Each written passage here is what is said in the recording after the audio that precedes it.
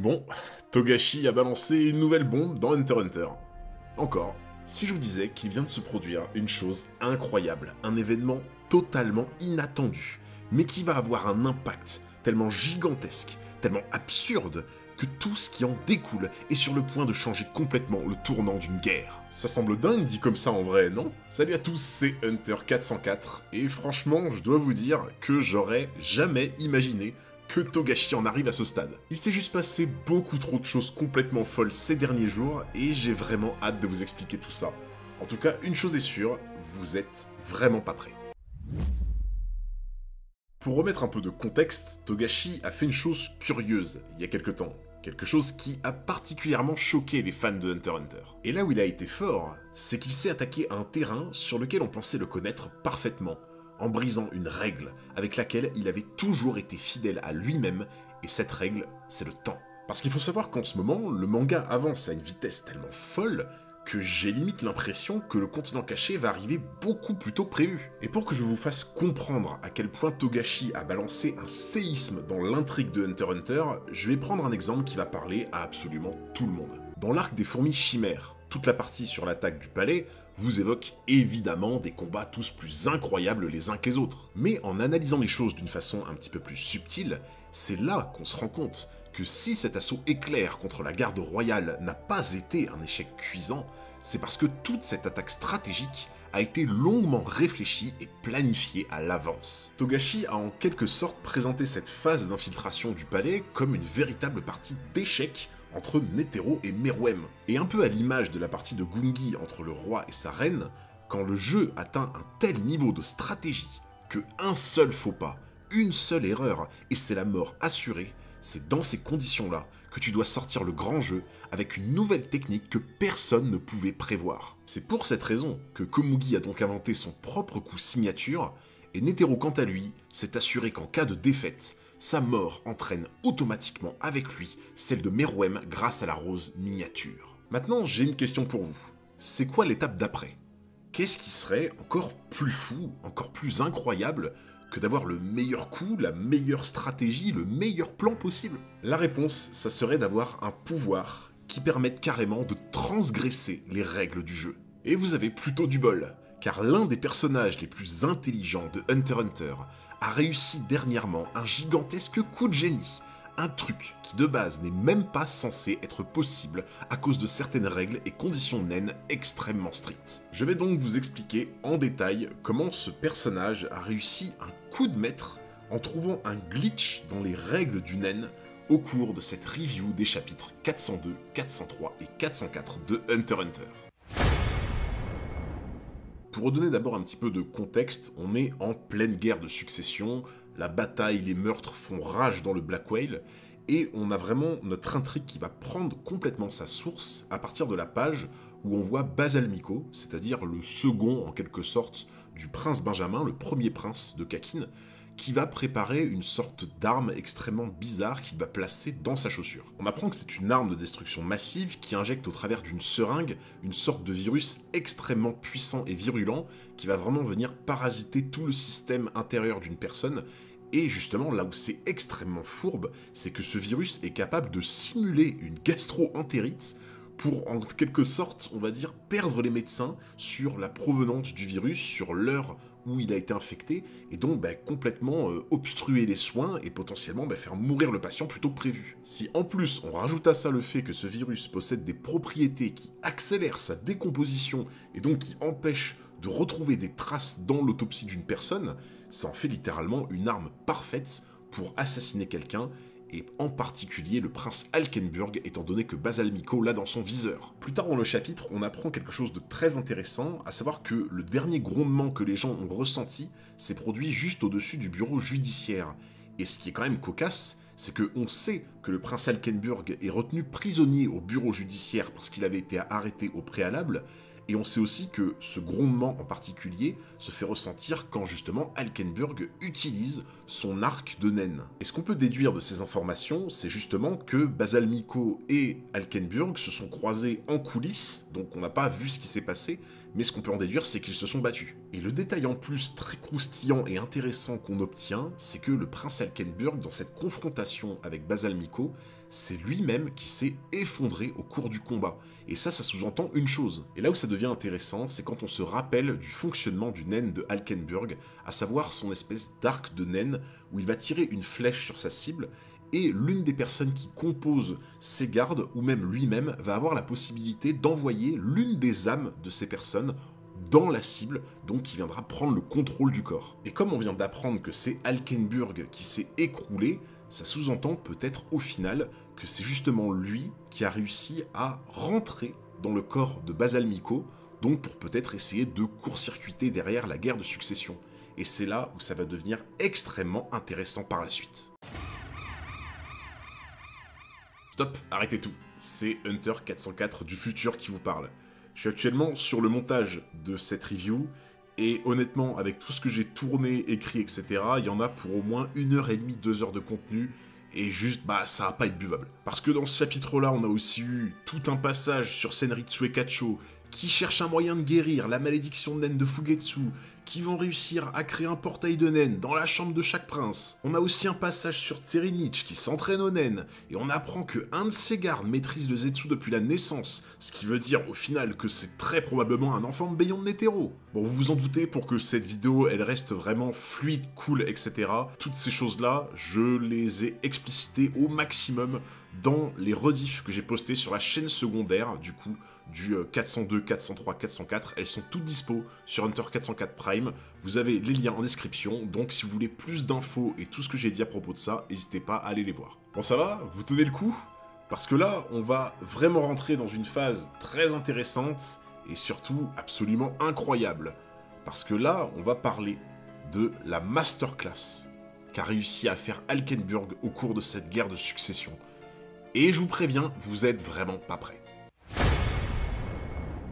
On a donc Basalmiko dans ce chapitre 403 qui est venu directement au bureau judiciaire pour essayer de piéger le prince Alkenburg et le tuer avec l'arme dont on a parlé précédemment, cette espèce de seringue qui injecte un virus extrêmement dangereux. Vu que son arme est très bien cachée, il arrive à passer sans problème dans les mailles du filet du bureau judiciaire et il se retrouve dans un couloir, mais il se stoppe d'un seul coup sans raison, ou plutôt il a l'air de soupçonner la présence de quelqu'un, il se retourne, et là il aperçoit une figure assez familière. Alors ça ressemble pas à Basalmiko d'être autant pris au dépourvu, d'être autant surpris, mais ce qu'il faut comprendre c'est qu'en fait Vict, du coup, donc, qui est un des soldats du garde Benjamin, donc une des personnes qui travaillent avec Basalmiko, en fait depuis qu'il avait été vaincu par Alkenburg et son arc, il était introuvable. Sauf que le problème, c'est que Benjamin et Basalmiko ne sont pas au courant de la capacité d'échange de Alkenburg grâce à son arc, et c'est ça qui va faire toute la différence. Et c'est là que commence la masterclass de Alkenburg, parce qu'il est complètement en train de retourner le cerveau de Basalmiko, qui à la base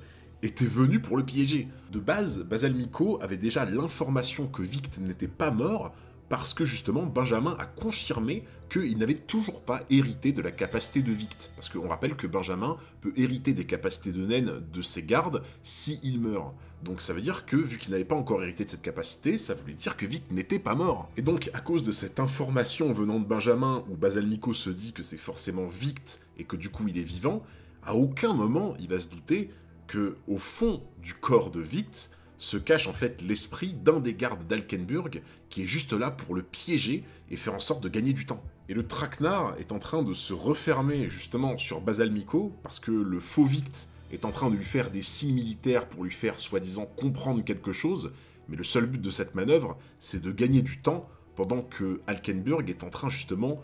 d'utiliser sa capacité de naine, son arc, ce qui signifie qu'on entend justement le grondement qui se prépare. Et oui, parce que pendant ce moment de distraction du faux Vict devant Basalmiko, dans l'autre angle d'un couloir, c'est-à-dire en perpendiculaire sur la gauche, on a Alkenburg qui est hors de vision de Basalmiko, avec sa garde rapprochée qui est en train de préparer l'attaque de naine, et on se rend compte en fait que Alkenburg, comme on le sait déjà avec sa capacité, il est en mesure de tirer à travers des murs, et sa capacité ne peut être bloquée par aucune autre capacité de naine. Ça veut dire que s'il touche sa cible, c'est littéralement fini pour Basalmiko. D'ailleurs, on est beaucoup à penser que cette personne avec son ordinateur portable qui est en train de pianoter ses touches, ce serait potentiellement une personne qui donnerait des indications de distance à Alkenburg pour savoir exactement à quel endroit se situe Basalmiko pour lui tirer dessus à travers le mur. Donc là, imaginez-vous un petit peu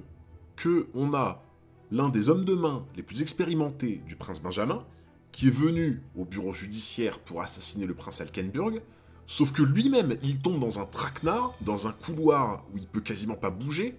où derrière lui, il y a une personne qui est censée être son allié, et sauf qu'en fait, il est juste là pour lui faire gagner du temps, et derrière ça, on a dans un autre couloir, inaccessible à la vue de Basalmiko, le prince Alkenburg qui avait déjà préparé son attaque, une attaque que Basalmiko ne peut pas esquiver dans un couloir aussi étroit, une attaque qu'il ne peut même pas entendre ou voir, et juste une attaque qu'il est obligé de se prendre, même à travers le mur. Donc là, est-ce que vous commencez à vous rendre compte du level de stratégie, de naine, juste du level grotesque du prince Alkenburg? C'est quand même fou, hein. Par la suite, on voit plusieurs pages où le prince Benjamin essaie d'avoir au téléphone des nouvelles de l'attaque qui s'est déroulée du coup sur le palais judiciaire, et il commence à avoir quelques doutes parce qu'il se rend compte qu'il y a des choses qui clochent. Quand on lui annonce qu'Alkenburg possède déjà des symptômes du coup du potentiel maladie qu'il aura attrapé donc par le virus, il trouve ça bizarre qu'il les ait aussi vite, mais surtout la chose qui lui met la puce à l'oreille, c'est qu'il ne comprend pas comment Alkenburg a pu se défendre avec sa capacité de naine alors qu'il est censé être détenu dans le bureau judiciaire. Par la suite, on voit que c'est Basalmiko lui-même qui prend le téléphone pour venir rassurer le prince Benjamin sur le déroulement des opérations, à savoir que Alkenburg a bien été attaqué par le poison et qu'il a réussi son opération. C'est un petit peu plus tard dans le chapitre que on a quelques pages qui nous montrent que Basalmiko rappelle au téléphone le prince Benjamin pour lui dire que la mission est un succès. Et on se rend compte à ce moment-là que, effectivement, Alkenburg a réussi son coup. Il a réussi à intégrer le corps de Basalmiko. Je pense qu'on se rend pas encore bien compte à quel point le fait que l'un des princes les plus intelligents de la guerre de succession soit maintenant dans le corps de façon complètement anonyme de Basalmiko, et donc le second plus ou moins du prince Benjamin qui a énormément d'influence sur la guerre de succession, je pense qu'on se rend pas compte à quel point les conséquences et ce que peut faire Alkenburg dans cette position, mais ça va juste faire complètement péter la guerre de succession. Mais surtout, truc complètement fou, on apprend comme ça, sans pression, venant de la reine Ulma, donc la mère du premier prince Benjamin et la mère du quatrième prince Terinich, qu'au final, elle est aussi la mère du prince Alkenburg, c'est-à-dire le 9e prince. À première vue, ça a l'air d'être un espèce d'accord entre elle et la deuxième reine pour protéger le 4e prince du coup d'une place sur laquelle il serait forcément une cible de choix en étant parmi les premiers princes. Personnellement, j'ai aussi l'impression que cette espèce d'accord un peu soudain entre la première reine et la seconde reine à l'époque, ça viendrait peut-être d'un coup de pression que la première reine aurait mis à la seconde, parce que elle aurait fauté, peut-être qu'elle aurait une liaison avec Bayon de Netero, et qu'elle l'aurait vu. Et c'est pour ça qu'elle peut pas se permettre de dire non. Et dans ce cas-là, ça voudrait peut-être dire aussi que Camilla, donc la deuxième prince, serait peut-être une fille de Bayon de Netero. Et quand on voit à quel point elle est reliée aux malédictions avec son pouvoir, son espèce de chat de naine, et qu'en plus de ça, elle a toute une troupe autour d'elle de personnes qui sont justement là pour essayer de maudire des personnes qui utilisent des malédictions, franchement, la liaison est assez évidente. Et exactement comme tout à l'heure, j'aurais beaucoup aimé développer tous ces derniers éléments que je viens de vous donner, mais malheureusement la vidéo serait beaucoup trop longue, donc comme tout à l'heure, n'hésitez pas à aller voir les rediffusions. Normalement, arrivé à ce stade de la vidéo, vous devriez vous dire « Ah ouais, franchement, Alkenburg, vraiment, il a fait une stratégie de fou, il a complètement piégé Basalmiko qui venait le tuer, en plus de ça, il s'est servi de son haine de façon incroyable, genre vraiment, juste, c'est une dinguerie. » Sauf que si vous vous rappelez de ce que j'ai dit en début de vidéo, normalement, j'ai pas juste parlé d'un coup de génie, vraiment d'un coup de maître ultime. J'ai parlé vraiment de quelque chose qui vient glitch le game, qui vient vraiment casser les règles du naine. Et au final, c'est de ça, maintenant, dont on va parler en profondeur. S'il faut savoir une chose dans la guerre de succession, c'est que tous les princes qui concourent pour essayer d'accéder au trône de Kakin sont soumis à une genre de jarre, ce qu'on appelle la jarre de Kakin, qui les relie à des bêtes de naine, et donc qui leur donne une espèce de protection à chacun, mais ils ont absolument obligation de concourir, ils ne peuvent même pas sortir du bateau, s'en aller, faire ce qu'ils veulent, vraiment ils sont assujettis à cette jarre, et doivent suivre absolument toutes les règles qui leur imposent. En d'autres termes, ça veut dire qu'on ne peut pas se retirer de la guerre de succession. C'est soit on gagne et on est élu empereur, soit on perd et on meurt. Et Kurapika et aussi le prince Alkenburg, ça fait partie des deux personnages qui, chacun de leur côté, ont essayé de faire sauter ces règles de la guerre de succession, à savoir essayer de trouver le glitch dans les règles du Nen pour que justement on puisse faire sortir un des princes de la guerre de succession et peut-être complètement casser le mécanisme, faire en sorte que tout se déverrouille. Sauf que depuis le début, que ça soit du côté de Kurapika, que ça soit du côté de Senritsu, que ça soit du côté du prince Alkenburg, ils ont essayé à chaque fois, et à chaque fois on s'est rendu compte que les règles de Nen de la jarre de Kakin, elles sont tellement puissantes, tellement anciennes, c'est juste un truc de fou, c'est impossible de les berner. Forcément, cette jarre de Kakin qui, pendant toutes ces centaines d'années, ces milliers d'années, a engrangé tout le Nen, tous les morts, toute l'aura de toutes les guerres de succession et des gens qui y ont participé, en fait, elle a un pouvoir absolument incommensurable qui est vraiment impossible à duper. Quand au début de la vidéo, je vous prenais l'exemple de Komugi ou de Netero qui ont choisi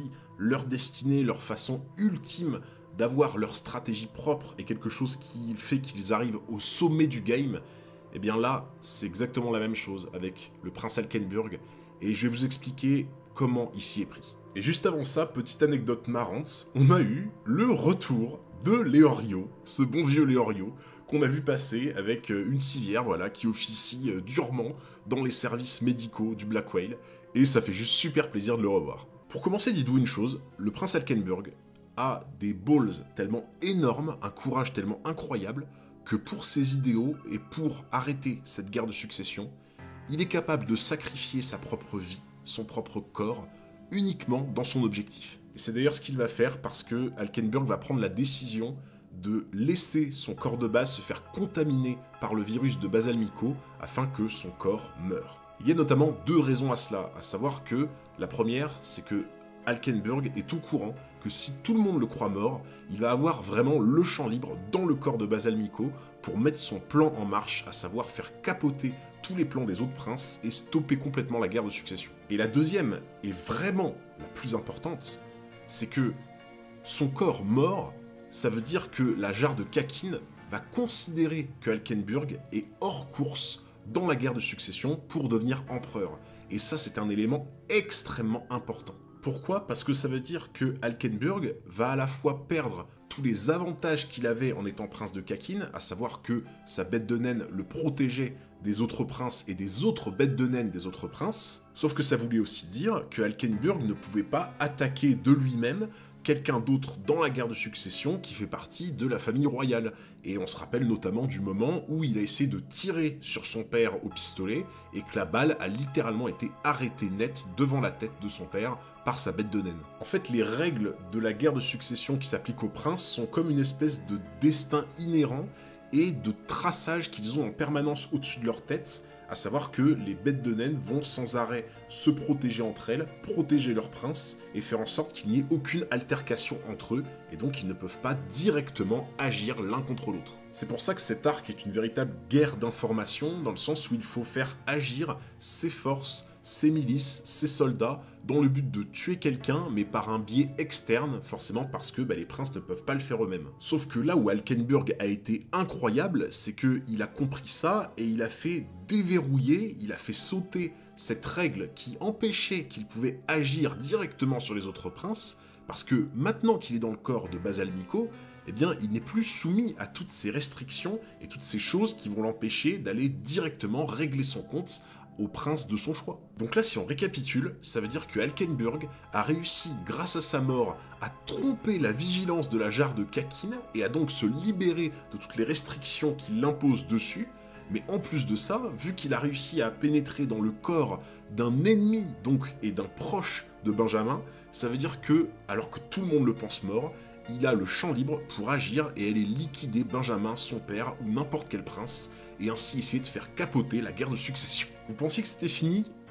Attendez, il reste encore une chose, et là c'est vraiment une dinguerie. Là où Alkenburg a poussé le concept même de sa capacité de naine extrêmement loin, c'est de savoir que quand il utilise sa capacité et que donc il injecte la conscience d'une personne, ou par exemple la sienne, dans le corps de Basalmico, eh bien ça veut dire qu'il prend possession du corps, sauf que l'âme et l'esprit de la personne qui était déjà dans ce corps ne va pas dans le corps d'origine duquel il vient. En gros, pour faire simple, ça veut dire que quand Alkenburg a pris possession du corps de Basalmiko, c'est lui qui avait l'avantage, la priorité, et donc qui a pris possession des capacités motrices de Basalmiko, sauf que l'esprit de Basalmiko, lui, il est toujours là. En fait, pendant qu'Alkenburg occupe le corps de Basalmiko, l'esprit de Basalmiko, lui, il est là, mais sauf qu'il est en stand-by dans son propre corps sans rien pouvoir faire en soi. C'est comme si presque il n'existait pas, il est mis de côté. Dans un sens, on peut dire que dans cette disposition, la vie de Basalmiko est mise en pause. C'est comme s'il n'existait plus techniquement. Vous vous rendez compte à quel point c'est une capacité de naine